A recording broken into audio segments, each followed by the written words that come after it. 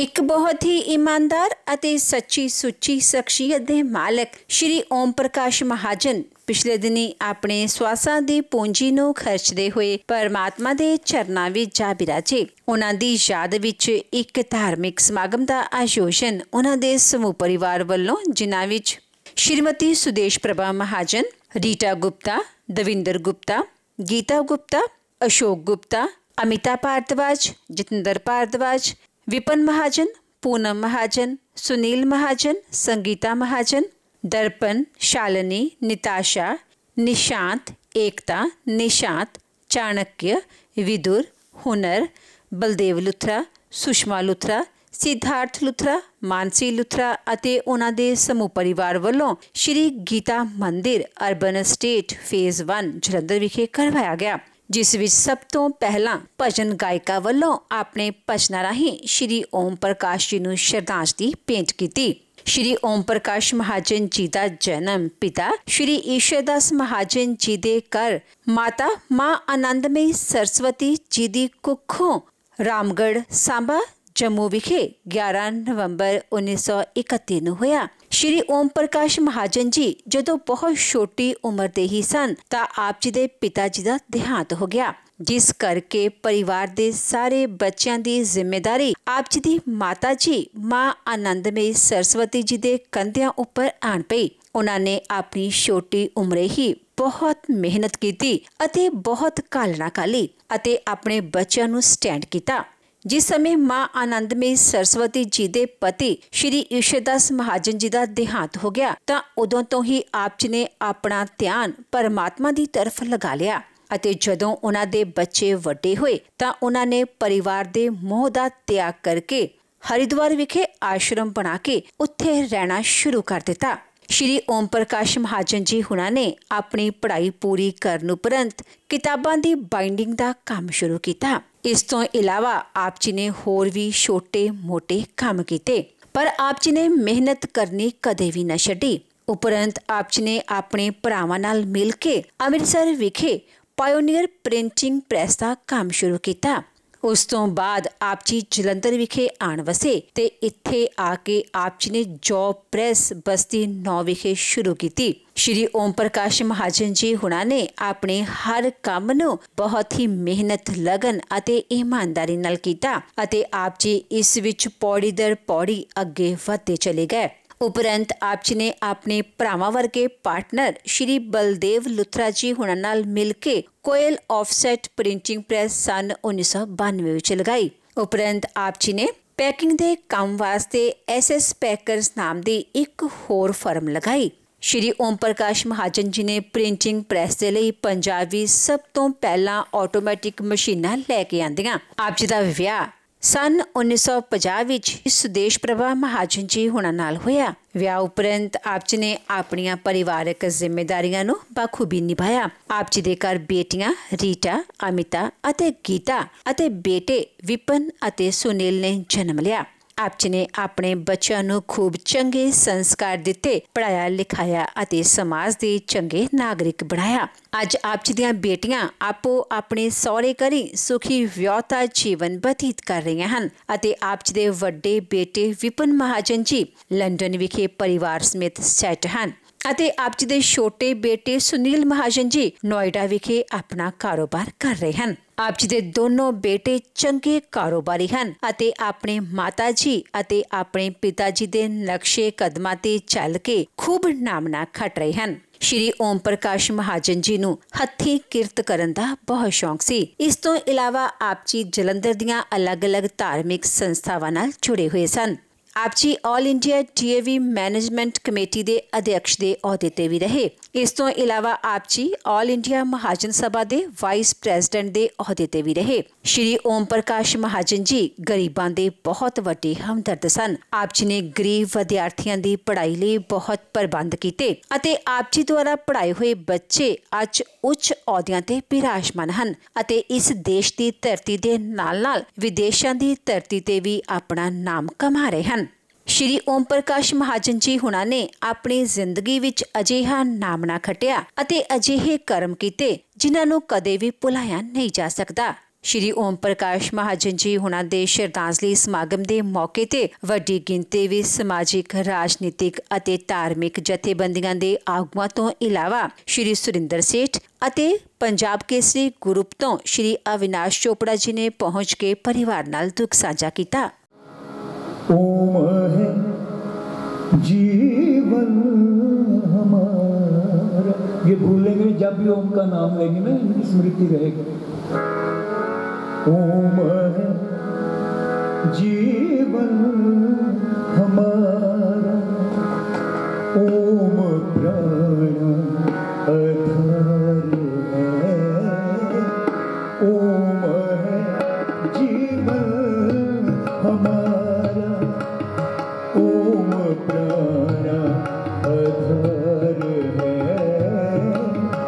ओम नाम भगवान का सर्वानंद निधान है, ओम है जीवन हमारा।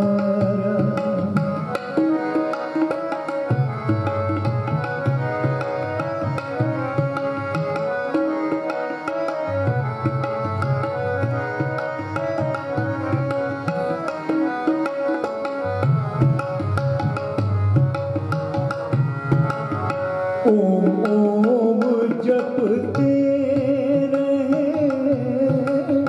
ओम ओम जपते रहे, तन मन की सुध खोए, प्रेम करे जो ओम नाम से, प्रेम करे जो ओम नाम से, ओम उसी का होए,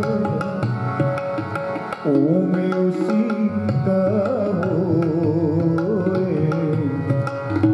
ओम है जीवन हमारा, ओम प्राण आधार है, ओम नाम भगवान का सर्वानंद निधान है, ओम है जीवन हमारा।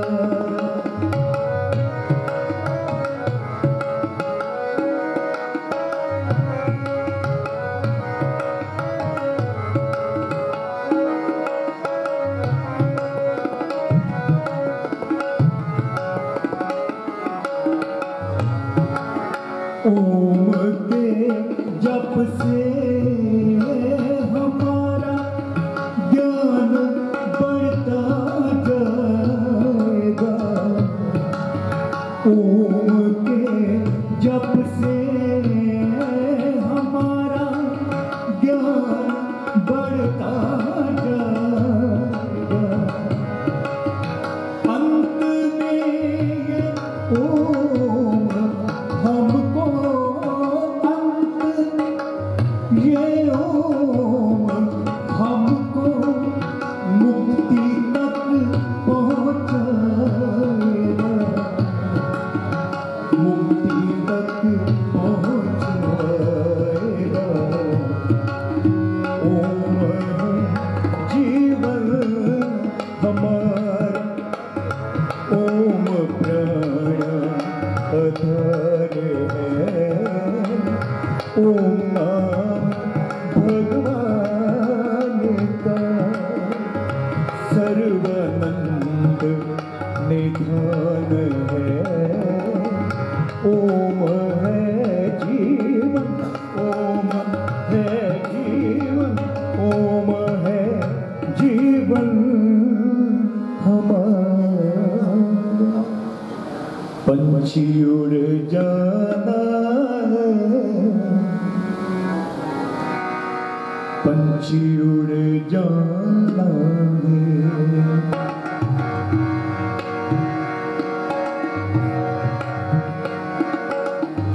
पंछी उड़ जाना है, पंछी उड़ जाना,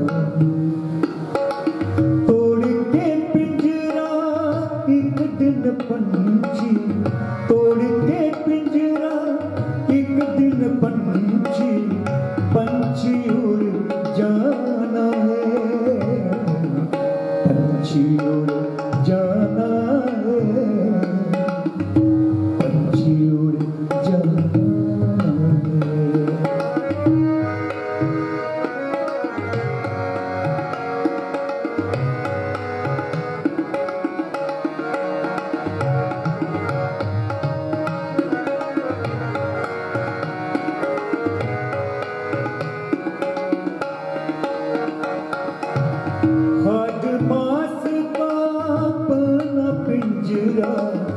पंछी जिसमें रहता, हाड मास का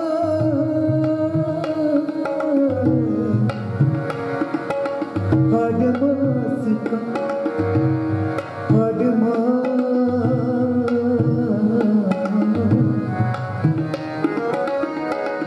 मास का बना पिंजरा, पंछी जिसमें रहता। मुसाफिर का तो काम है चलना, निस दिन चलता रहता। पंछी उड़ जाना है, पंछी उड़ जाना है, पंछी उड़ जाना है, पंछी उड़ जाना।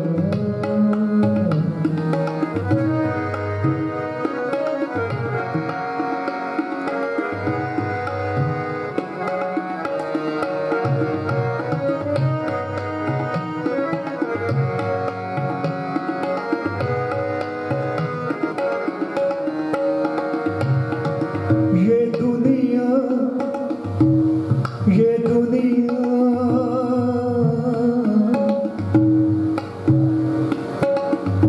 ये दुनिया ये दुनिया ये दुनिया ये दुनिया है रैन बसेरा, असल में वो ही ठिकाना। ये दुनिया है रैन बसेरा, असल में वो ही ठिकाना। सुन ए मुसाफिर तुझे एक दिन इसे छोड़ है जाना। सुन ए मुसाफिर तुझे एक दिन इसे छोड़ है जाना। पंछी उड़ जाना है, पंछी उड़ जाना, पंछी उड़ जाना है, पंछी उड़ जाना है। तोड़ के पिंजरा एक दिन पंछी, तोड़ के पिंजरा एक दिन पंछी, पंछी उड़ जाना है, पंछी उड़ जाना है, पंछी उड़ जाना है।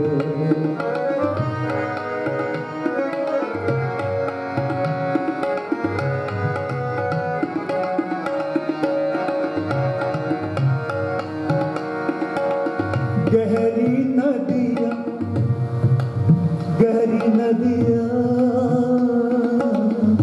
नदियाँ, नदियाँ, नदियाँ, गहरी नदियाँ नाव कागज की गलती गल जाएगी। गहरी नदियाँ नाव कागज की गलते गल जाएगी। चढ़ी धूप जो ढलते ढलते एक दिन ढल जाएगी। चढ़ी धूप माटी कहे कुमार से, तू क्या रोंदे मोहे। माटी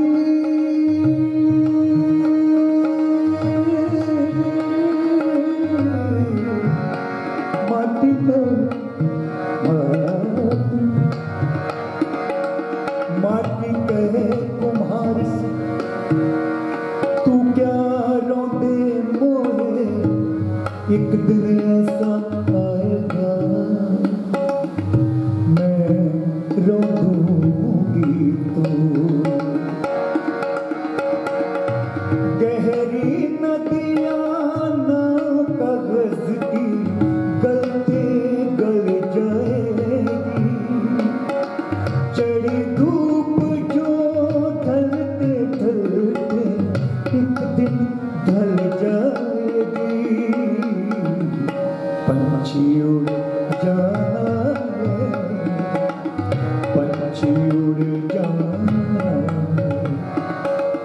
पंछी उड़ जाना है पंछी उड़ जाना है पंछी उड़ जाना है इनके तो एहसान है इतने के गिना सकते नहीं के गिना सकते नहीं हम कभी माता पिता ऋण चुका सकते नहीं इनकी तो एहसान है इतने के गिना सकते नहीं के गिना सकते नहीं हम कभी माता पिता ये कहाँ पूजा में शक्ति ये कहाँ फल जाप का ये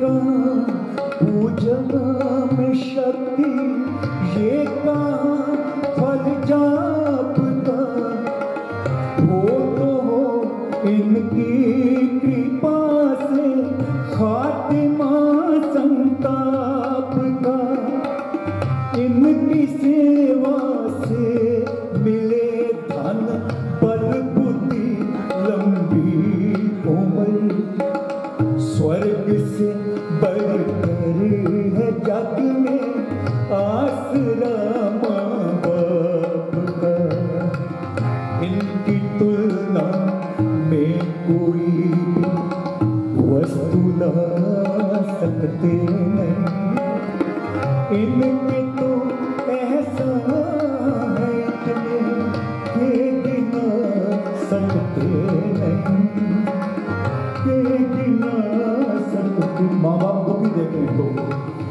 देख ले हमको दुखी तो भर ले अपने नयन ये देख ले देख ले हमको दुखी तो भर ले अपने नयन ये एक हमारे सुख की खातिर हो उठे बेचैन ये भूख लगती प्यास ना नींद भी आती नहीं कष्ट हो तन पे हमारे हो उठे बेचैन ये इनसे बढ़कर देवता भी हो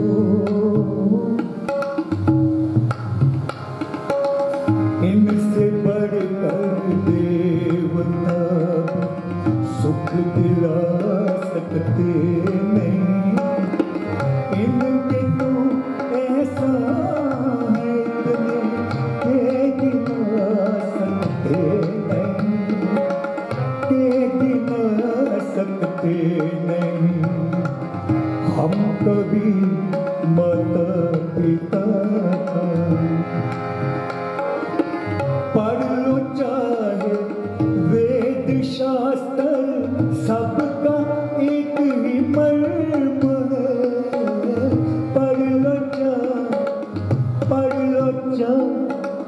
पढ़ लो चाहे वेद शास्त्र सबका एक ही मर्म है योग्यतम संतान का सबसे बड़ा ये धर्म है जगत में जब तक रहें, सेवा करें माँ बाप की, इनके चरणों में ये तन मन धन लुटाना चाहिए।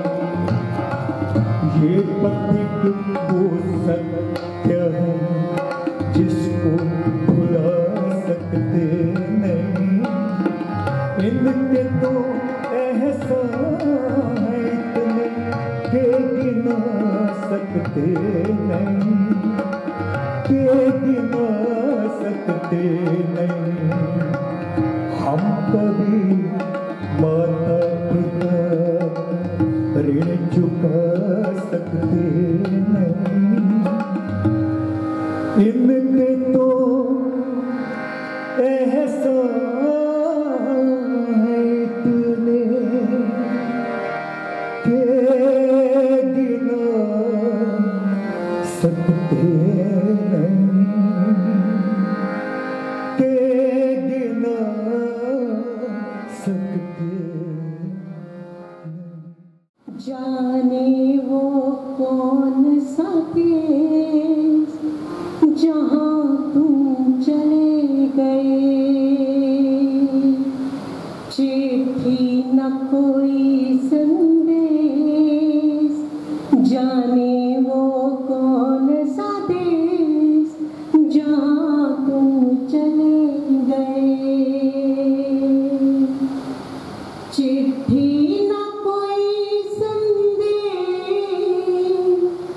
जाने वो कौन सा देश जहाँ तुम चले गए, जहाँ तुम चले गए। इस दिल पे लगा के ठेस, जाने वो कौन सा देश जहाँ तुम चले गए। एक आह भरी होगी हमने ना सुनी होगी, जाते जाते तुमने आवाज तो दी होगी। एक आह भरी होगी हमने ना सुनी होगी, जाते जाते तुमने आवाज तो दी होगी। हर वक्त यही है कहूँ, उस वक्त कहाँ थे हम, कहाँ तुम चले गए। चिट्ठी न कोई संदेश, जाने वो कौन सा देश जहाँ तुम चले गए, जहाँ तुम चले गए। हर चीज पे अश्कों से लिखा है तुम्हारा नाम, ये रास्ते घर गलियां तुझे करना सके सलाम। हर चीज पे अश्कों से लिखा है तुम्हारा नाम, ये रास्ते घर गलियां तुझे करना सके सलाम। है दिल में रह गई बात, जल्दी से छुड़ा के हाथ, है दिल में रह गई बात, जल्दी से छुड़ा के हाथ, कहाँ तुम चले गए। चिट्ठी न कोई संदेश, जाने वो कौन सा देश जहाँ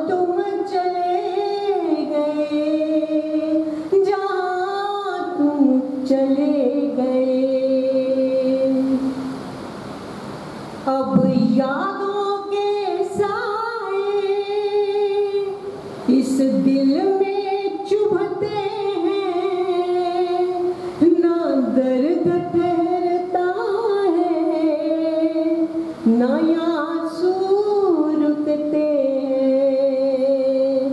अब यादों के साए इस दिल में चुभते हैं ना दर्द ठहरता है ना आंसू रुकते हैं।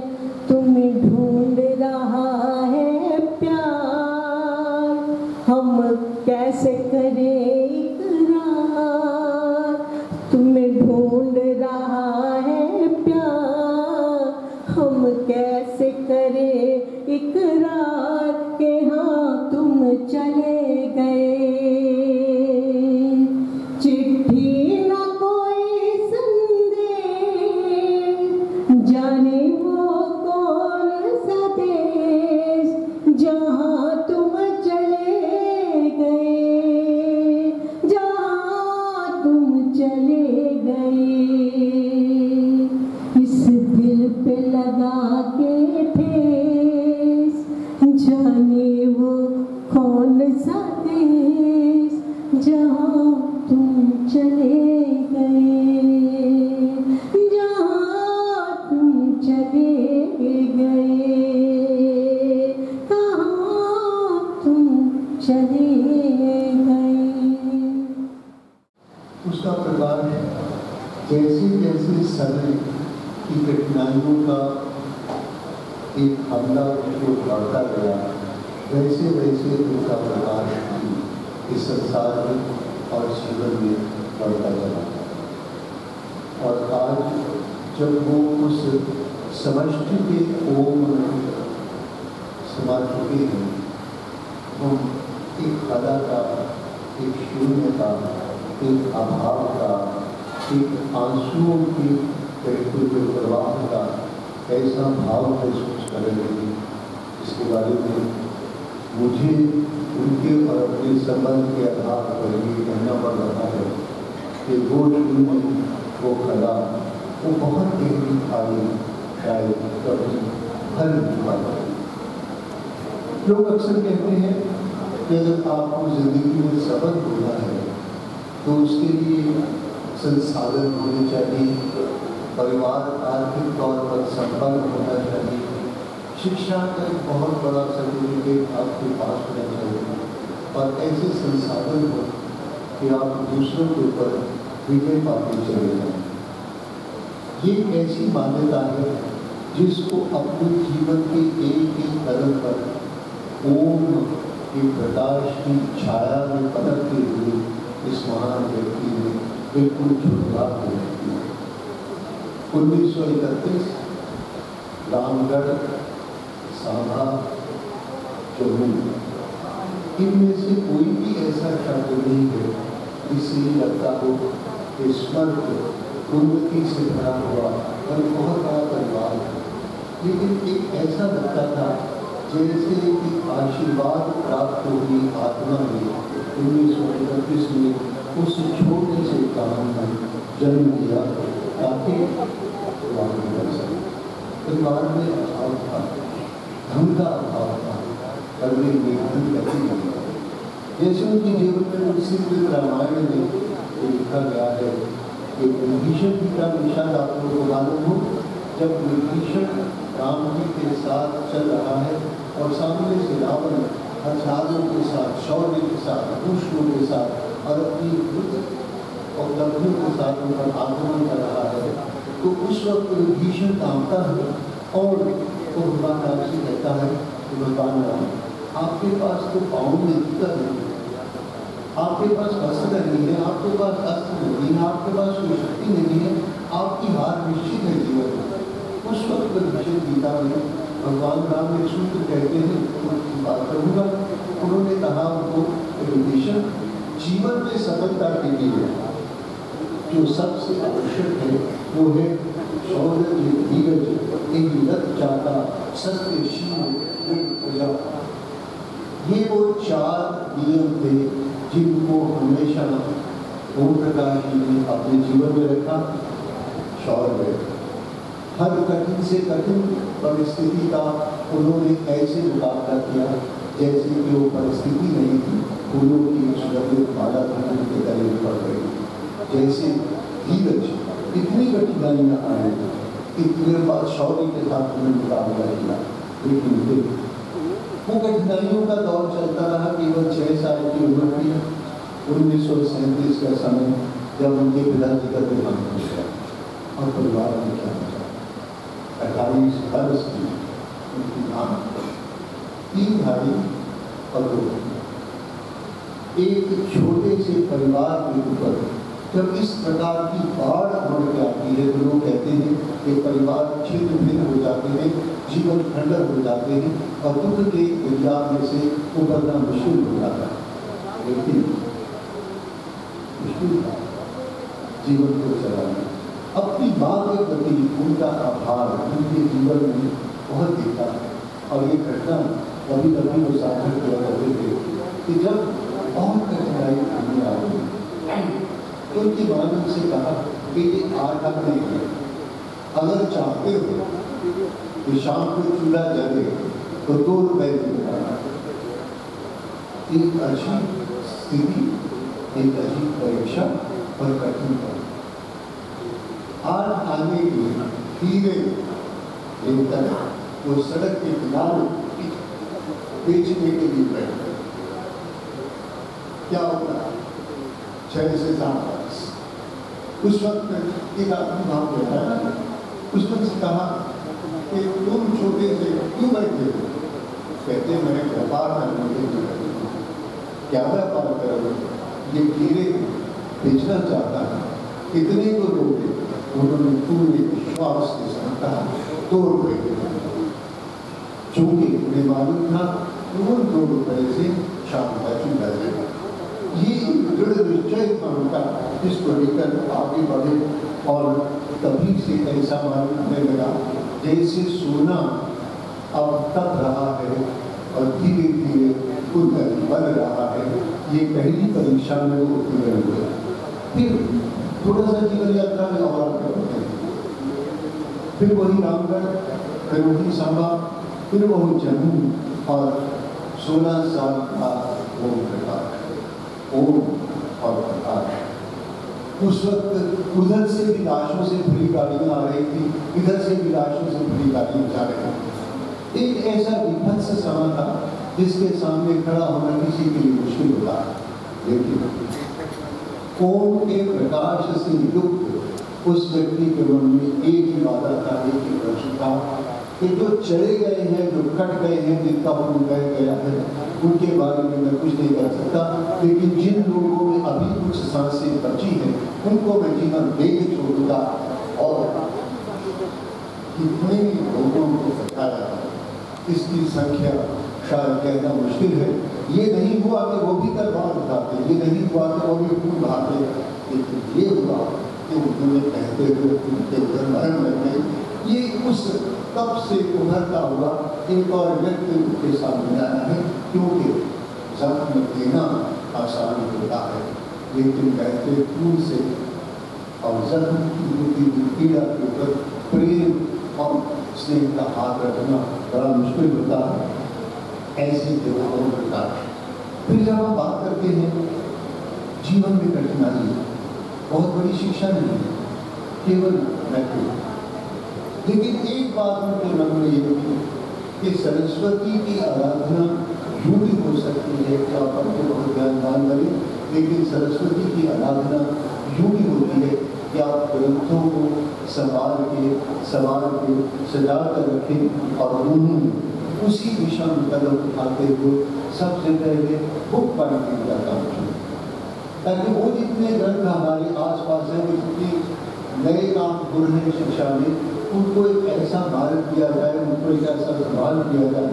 और इसलिए शायद उन्होंने बहुत सी किताबें पढ़ी नहीं, लेकिन उन किताबों को छूकर ज्ञान की एक नई दृष्टि, ज्ञान की एक नई दिशा और ज्ञान की ओर बढ़ने का एक उनका ऐसा विश्वास उनके मन में हुआ कि वो आगे बढ़ते चले गए।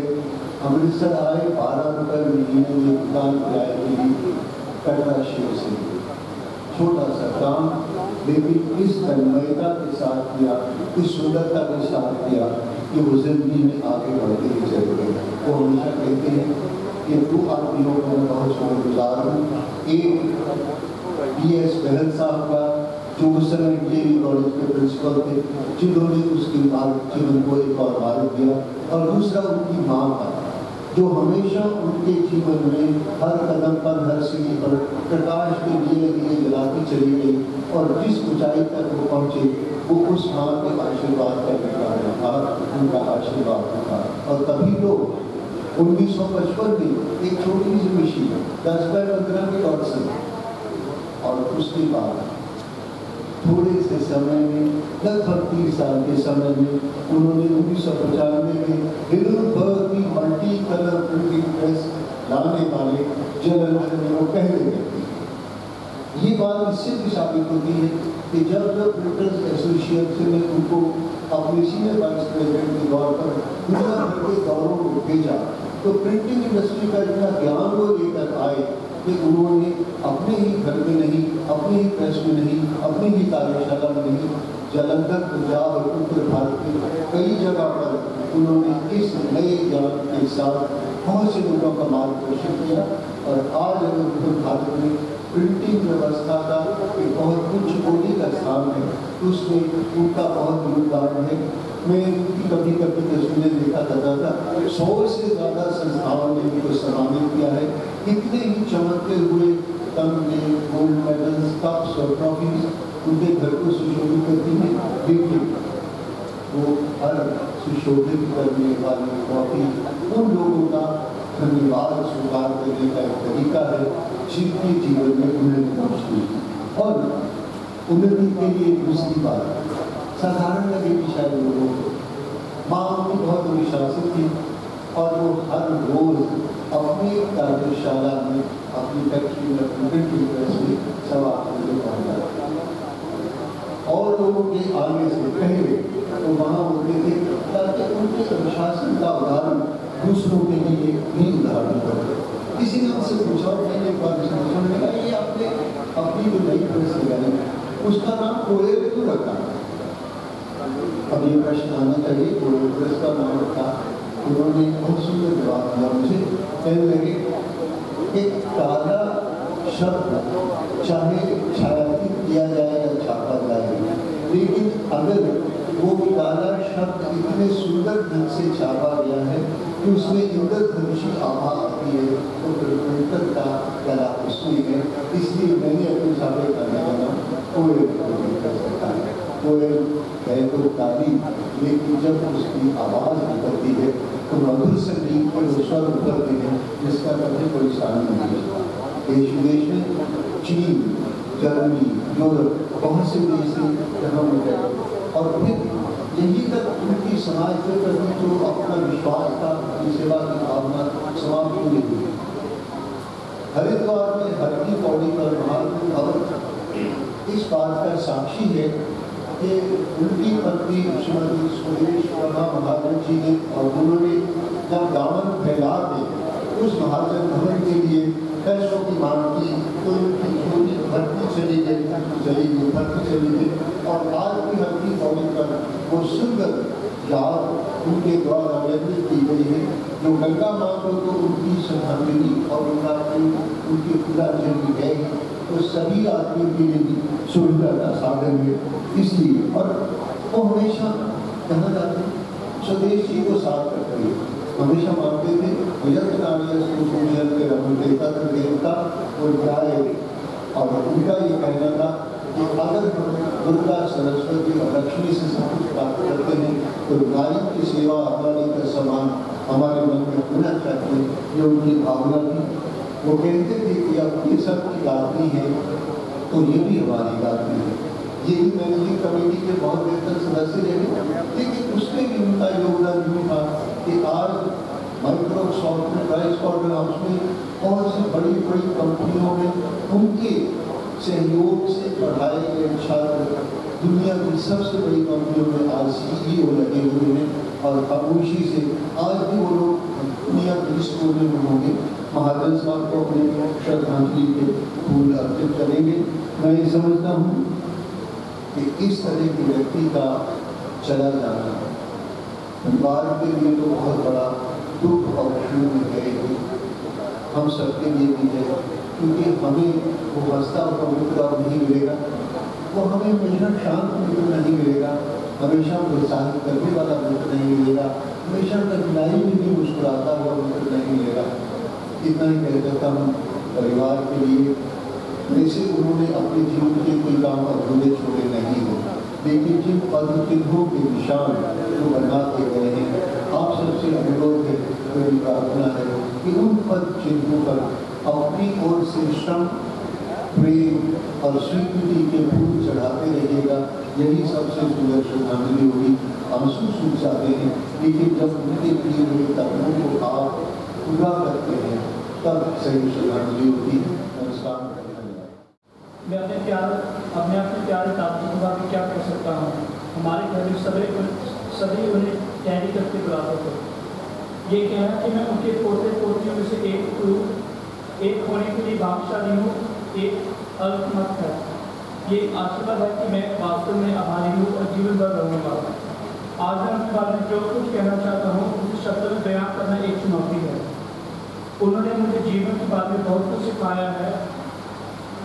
वो सबक जो मुझे याद रहेंगे और मैं उम्मीद करता हूँ कि आगे बढ़ते हुए मैं अपनी लाइफ में भी इस्तेमाल कर पाऊँगा। ये ना केवल हमारे परिवार के नेता थे, मगर एक महान इंसान थे जिन्होंने हर किसी से मुलाकात कर अपनी छाप छोड़ी थी। आज जब मैं बाहर देखता हूँ तो मैं ना केवल अपने परिवार को देखता हूँ, मगर मुझे उनके दोस्त, सहकर्मी, पड़ोसी और वो लोग दिखाई देते हैं जिन्हें इस महान व्यक्ति के होने का शौक ना रहे हैं। जबकि मुझे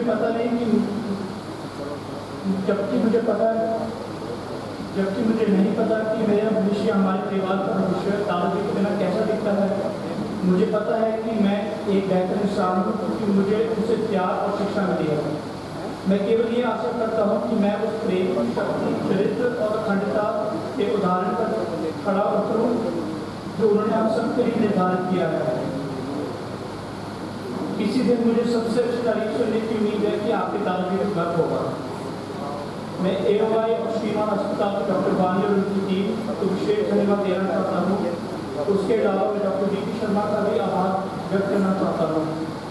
पिछले कुछ महीनों और वर्षों में उन्होंने डैडी को बहुत प्यार और उनकी बहुत देखभाल करी। उसके लिए हमारा परिवार हमेशा आप सभी का ऋणी रहेगा। हमारे दिल के नीचे से आप सभी को धन्यवाद।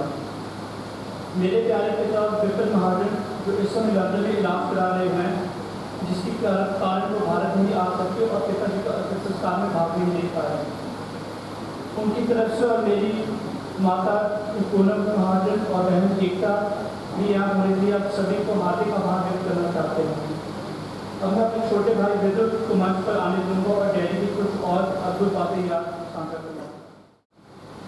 उनकी इतनी यूनिक हैबिट थी दूसरों को खुश करने की। वो खुश करने के लिए अपने रास्ते से बिना कोई टेंशन लिए, बिना कोई ज़्यादा सोचे, बस मदद करनी है उनको, दूसरों को खुश करना है। 97-98 में जब हम लोग सारी दिल्ली मूव हो गए तो डैडी ने हर दिवाली से पहले कुछ दिनों पहले आएंगे और मेरे और बुढ़े को पटाखे जरूर दिलाते थे। उस समय तो ये लगता था कि अरे वाह, जन्मदिन से डैडी आ रहे हैं, पटाखे फेंकेंगे। लेकिन फिर जब थोड़े बड़े हुए तो ये रियलाइज किया कि एक 70-year-old मैन के लिए इतनी डेडिकेशन के साथ कि हर बार विदाउट फेल दिल्ली आना है, बच्चों को पटाखे दिलाने थे। बहुत बारी तो ऐसे होता था डैडी सुबह की ट्रेन से आएंगे, दोपहर को हमारे बाजार लेकर जाएंगे और शाम की ट्रेन से वापस चले जाएंगे। हम 30 साल की उम्र में थक जाते हैं और वो 70 साल की उम्र में भी खुशी खुशी आना जाना भागा दौड़ी करने में लगे। किसी को भी मदद की ज़रूरत है, सबसे पहले उनको बोलते थे बताइए क्या सेवा कर सकते हैं हम। कोशिश तो यही रखी है कि उनकी ये आदत अपने अंदर डालें और इसको पूरे में रखें।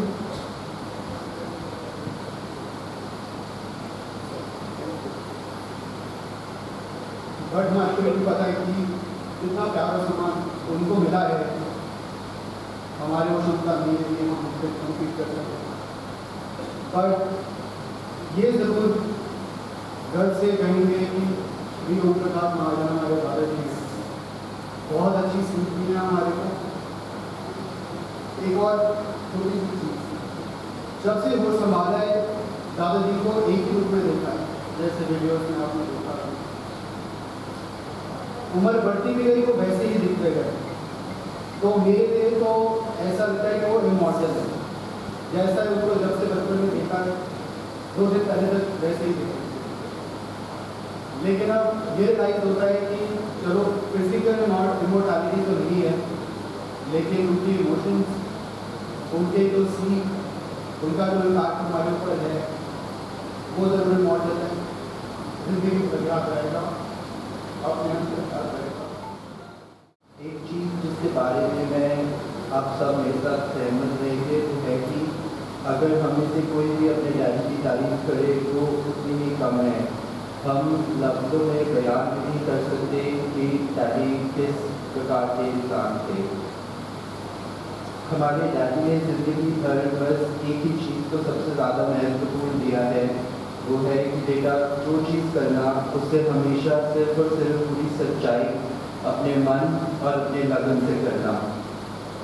कुछ समय पहले जब मैंने अपना काम शुरू किया तो डैडी हर बार मेरे को फ़ोन पर बस एक ही चीज़ कहते थे कि उन्हें जो करना है वो कर, बट कभी भी किसी के साथ झूठ नहीं बोलना, कभी भी किसी के साथ फरेब नहीं करना और कभी भी किसी के साथ धोखा नहीं करना, चाहे वो व्यापार में हो या चाहे वो तुम्हारी जिंदगी में हो।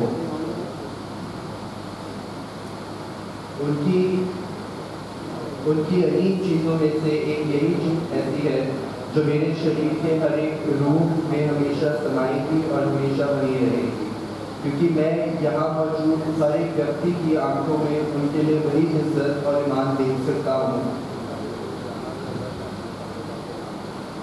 मेरे को याद है जब मैं छोटा था तब डैडी जब हमारे पास विजिट करने आते थे, हमारे को मिलने आते थे, अपनी मीटिंग्स के लिए दिल्ली आते थे, तो वो हमें हमेशा खिलौनों में या फिर अपनी बातों से जीतने की कोशिश नहीं करते थे, क्योंकि उन्हें वो सब करने की ज़रूरत ही नहीं थी। जब भी वो हमारे साथ दिल्ली आते थे, सुबह स्कूल जाने से पहले मैं उनको कहता था डैडी मेरे को आज 10 रुपीज़ दे दो, मेरे को चिप्स खाने हैं वापस स्कूल से आते हुए। तो डैडी हमेशा अपने वॉलेट से मेरे को 500 रुपीज़ का नोट देते थे कि पुत्र तुझे अकेले चिप्स क्यों खाने हैं, तेरे इतने दोस्त हैं तो उनको साथ में खिला, अकेले चिप्स खा के क्या करेगा।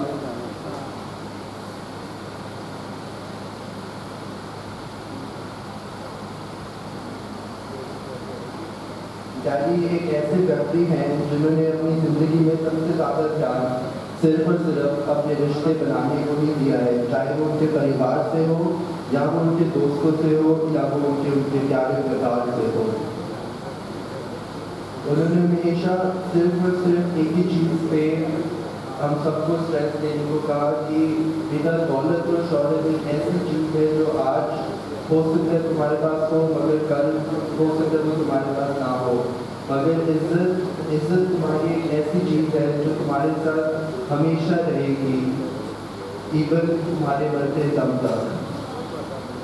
देश के कई कोनों से यहाँ पे आज लोग हैं जो डैडी को शायद पिछले साल ही मिले हो या उससे पिछले साल मिले हो, और यहाँ पे बहुत लोग ऐसे भी मौजूद हैं जो डैडी को शुरुआत से जानते हैं। वो सिर्फ इसलिए क्योंकि उन्होंने ये इज्जत और ये रिश्ते कमाए हैं, उन्होंने कभी ये इज्जत और ये रिश्ते मांगे नहीं थे, उनको ये रिश्ते हमेशा भगवान ने उनको शाबर किए, हमारी माता जी ने उनके ऊपर वो शाबर करे।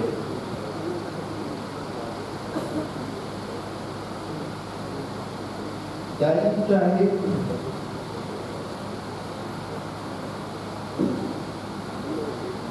चाहे आज शारीरिक तरीके से हमारे साथ और हमारे बीच नहीं रहे, मगर हमारे दिल, हमारे दिमाग में हमेशा हमारे साथ रहेंगे। मेरे दादाजी ने अपनी पूरी ज़िंदगी में जो भी चीज़ करी वो सिर्फ और सिर्फ उन्होंने अपनी मन की चाह से करी, चाहे वो अपने लिए हो या चाहे वो किसी और के लिए हो। डैडी आप जहाँ भी हो, मैं जानता हूँ आप हम सबको देख रहे हो। मेरी आपसे बस यही विनती है कि अगर जाने में हमसे कभी भी कोई किसी भी प्रकार की गलती हुए, आप हमें प्लीज़ माफ़ करें और अपने प्यार और अपनी लगाव की छत्र छाया आप हमसे सब पे हमेशा बनाते रहें। आपका सबसे छोटा पोता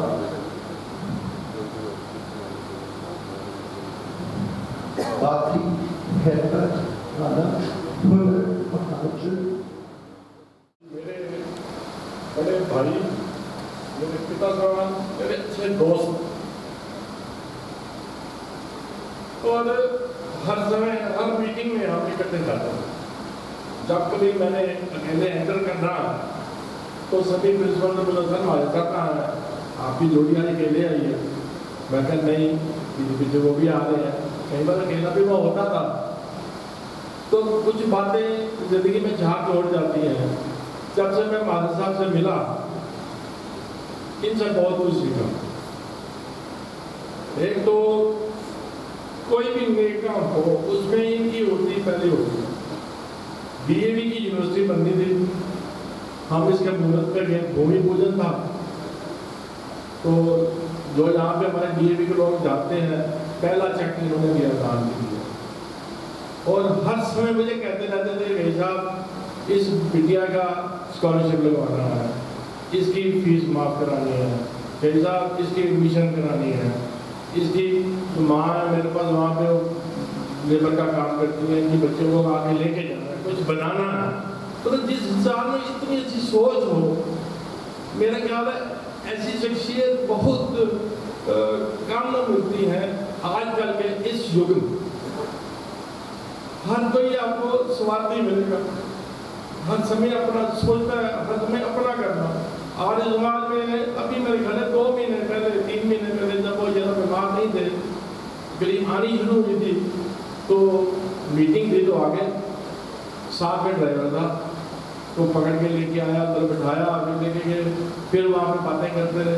इतनी उमंग थी, इतनी मतलब दिल में हर काम करने की इतनी उमंग होती है, लेकिन खुश बहुत रहते थे, इतने खुश रहते थे मैं आपको बता नहीं सकता। किसी तकलीफ को तो नज़दीक आने नहीं देते थे। हर किसी को जैसे ना जिंदगी का मोड़ आके चलता गया, ये गाना बिल्कुल उनके ऊपर सही बैठता है, बिल्कुल सही बैठता है। मेरा ख्याल है सारी दुनिया ही घूम ली थी उन्होंने। मैंने जब भी जाना भाई साहब अब मैं वहाँ जा रहा हूँ, मैं कहा मान साहब बात करो, 80 साल के हो गए हो। फिर मान साहब मैं जा रहा हूँ, अभी भी मुझे कह रहे थे अगर मैं ठीक हो गया ना जी इतने वहाँ जाना है। मैं कहा बस मान साहब बस एज आ गई है, इतना नहीं याद नहीं, मैं अभी 70 साल का ही हूँ। He was going to 91 in नवंबर, 11 नवंबर का जन्मदिन होता हूँ, मुझे याद है। और रिसेंटली नहीं ठीक हो जाऊँगा। लेकिन हर चीज़ का एक समय होता है, जिंदगी का भी एक समय है, हम सब ने जाना है और जाना भी परम पिता परमात्मा के पास जाकर तैयार होना चाहिए। लेकिन जो ऐसे खास इंसान होते हैं जो एक छाप छोड़ जाते हैं, एक लक्ष्य धारण करके जाते हैं परिवार के लिए। मुझे एक बात और बहुत अच्छी लगी इनके घर की, 2 बेटे इनके, दोनों बेटों ने अपनी अपनी फैक्ट्री लगाई, एक यहाँ पे एक दिल्ली में, दोनों का नाम ओम, पिता का नाम। ये होती है बाप के लिए सम्मान, इज्जत। मैंने नहीं देखा किसी भी बच्चे को फैक्ट्रियाँ 2 लगनी है तो पिता के नाम पे यहाँ भी और वहाँ भी, और खूब फ्लरिश किया, खूब नाम है दोनों का, खूब नाम कमाया। नाम क्या कमाया? बाप का नाम रोशन कर दिया, बाप का नाम बहुत रोशन हो गया। जहाँ दिल्ली में ओमसन, जहाँ पे ओमसन, मैं कहा वहाँ ओम इंटरनेशनल है, ऐसा कुछ नाम है वहाँ पे। तो ये चीज़ें जिंदगी में इंसान को कुछ सीखने को मजबूर करती है जब ऐसे लोग मिलते हैं। और आपने देख ही लिया प्रधानमंत्री, 2 प्रधानमंत्री जो देवगौड़ा को मिले हुए और सभी को मिले, वाजपेयी जी को मिले। तो सबसे बड़ी बात है कि इस उम्र में मुझे पूछते थे, मेरे ऑफिस में आते थे, मुझे मिले ना बैठे हो, मैं कहता हाँ जी बैठा हूँ। जैसे बच्चों ने बोला ना पटाखे लेके आते थे, मेरे लिए ना पनीर ले आना, जो पनीर होता है ना जी, स्पेशल उनके पास में हलवाई था, आपका पनीर लेके आना और हमने बैठे चाय पीनी, फिर बैठना मेरे पास आना। तो ये जो एक डाउन टू अर्थ इंसान होता है ना, सेल्फ मेड, वो थे। अभी मुझे क्वेश्चन साहब कह रहे थे साहब हर समय ना अपनी पुरानी बातें याद रखते हैं। मैं कहा जो इंसान अपनी पुरानी बातें याद रखता है ना जी, वो ग्राउंडेड रहता है, उसमें अहंकार नहीं आता। वो चीज़ इनमें नहीं थी, बिल्कुल नहीं थी। उनके माता जी की याद में आश्रम बना हुआ है हरिद्वार में। बाकी महाजन सभा का काम आपको बता ही दिया। मुझे कह रहे थे जी कहीं ना मैंने आश्रम बना दिया महाजन सभा का, बहुत बढ़िया, इतना बढ़िया बना दिया कि मुझे ख्याल है कि यहाँ तो लिफ्ट लगानी है। कहते यार पहला चेक मैंने दिया अपना, और मैंने वहाँ पे अखबार में निकाल दिया, इनकी महाजन का अखबार निकल दिया, अखबार में निकाल दिया। कहते अगले दिन नहीं, जितने पैसे चाहिए थे लिफ्ट के उससे ज़्यादा इकट्ठे हो गए। तो ऐसे इंसान सेल्फलेस जो संस्था के लिए काम करते हैं कहाँ मिलते हैं। आर्य समाज में हर काम के लिए पैसे देने, हर तक दान देना, जग के लिए दान देना, माघ माह हो, वार्षिक उत्सव हो, कोई कार्य हो। तो मैं ज़्यादा ना कहते हुए, समय ज़्यादा हो रहा है, ऐसे इंसान की जितनी बातें इनकी याद की जाए उतना ही हम उनको अपने जीवन में उतार सकते हैं। ज़्यादा ना कहते हुए परम पिता परमात्मा से प्रार्थना करता हूँ कि भगवान को अपने चरण में स्नान दें और परिवार को, हम सबको उनके चरण कदमों में चलने की शक्ति दें। ओम शांति। मैं आज उस व्यक्ति के लिए श्रद्धा सुमन भेंट कर रहा हूँ जिसको मैंने अपने जीवन में लक्ष्य बना के उनके बताए मार्ग पर चलने का 100% प्रयास किया। ये जो पदवी मेरे को दी गई है ना, अखिल भारतीय महाजन समूह सभा की प्रधानगी की गई, उन्हीं की देन है। स्वभाव में चाहे वो कभी कड़वे भी हो जाते थे, अड़ जाते थे, लेकिन फिर मान भी ये उनका अच्छा स्वभाव। महाजन सभा में मुझे वली आए, उनके साथी यहाँ पर देखा बहुत बैठे हुए, जनगण महाजन सभा के प्रधान, उप प्रधान, आप भी प्रधान बैठे हुए हैं, सारे उनके साथी। चुनाव कोई भी हो, लेकिन उनसे पहले मोहर ओम प्रकाश महाजन जी की अगुवानी पर पता इनका ऐसा मतलब व्यवहार सभा के प्रति आर्य समाज के प्रति जो रहा है, हम सब आगे गए। उनके जीवन वाले हमारे बहुत ही सम्मानित सुरेंद्र जी यहाँ पर सबको बताते गए। देखो मैं एक ही बात करता, जिस तन लागे सो तन जागे। जिन्होंने कभी नहीं पता हो, अभी चाहे 2-4 दिन ठीक है सांत्वना दे के चले जाना, लेकिन जेडी जोड़ी टूटी है,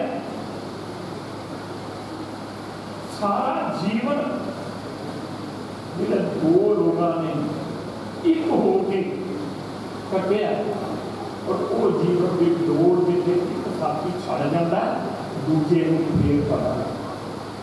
ठीक है बच्चे चंगे आ, लड़कियां 3, लड़के 2, और मैं समझदा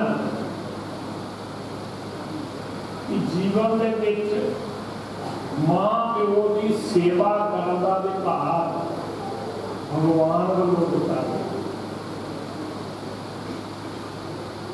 भाई साहब ने, सुनील जी ने बहुत सेवा की, चाहे अपना कारोबार छड़ के की, कारोबार भी सारे उन्होंने बनाए, जो कारोबार छड़ के आके सेवा की है, मेरा फल भी इन्होंने। और इन्होंने महान आत्मा वास्ते जोड़ा व्यक्ति अपने आप कहते ना पूरा हो गया, पूरा कोई नहीं होता, लेकिन मैं जो उन्होंने व्यवहार को, उन्होंने सोच को जो आपने कुछ देखा, वो मनुष्य रूप से पूर्ण मैं दावी करता हूं। और मैं, मेरी आदत है, मैं इन चुनाव लड़ी 2017 ਦਾ ਯਾਦ ਚੁਣਾਵ ਮਿਲਿਆ ਸੀ ਤਾਂ ਵੀ ਸਾਡੇ ਪ੍ਰਧਾਨ ਜੀ ਅਸੀਂ ਪ੍ਰਧਾਨ ਜੀ ਬਣੇ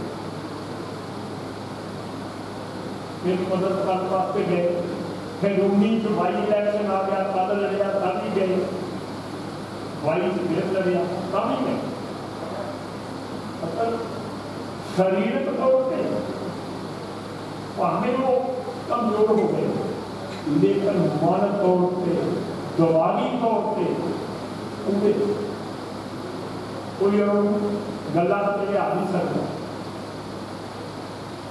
कई बार हर की गल सुन लेनी लेकिन सारांश होगा सही जगह अभी भी करते कले पहला मालवा का समय ज़्यादा लग गया क्योंकि साडी सभा अगर भारतीय महाजन श्रोमणी सभा एक नाजाद हीरे की कमी हुई जिन्होंने को पूछ के असं हर काम करते थे थोड़ा सी सोचना पड़ेगा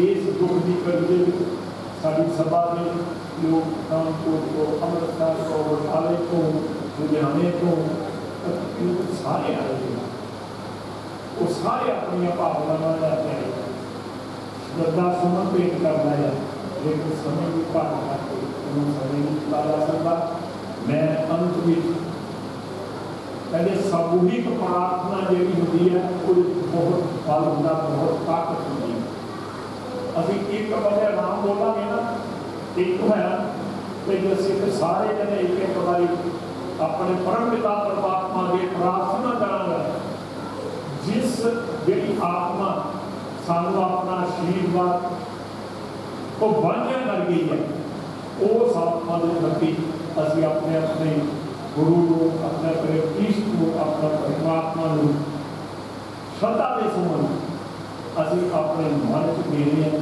ताकि ये सारा जोड़ा अज का जो साड़ी प्रार्थना है वह फल जोड़ा साढ़े पिता समान ओम प्रकाश महादेव जी को मिले और मैं सारे गल के परम पिता परमात्मा के यही प्रार्थना करता है कि मेरी आत्मा सब कुछ बिछड़ गई है वो अपने करना स्थान करे और सारे साथियों जिन्हों का बड़ा लंबे से उन्होंने चलना सी साड़ी माता जी बेटियां बेटियां पोतियां जिन्हें भी रिश्तेदार सारे ये जिला भाना मनन का बल बख्शे ओम शांति।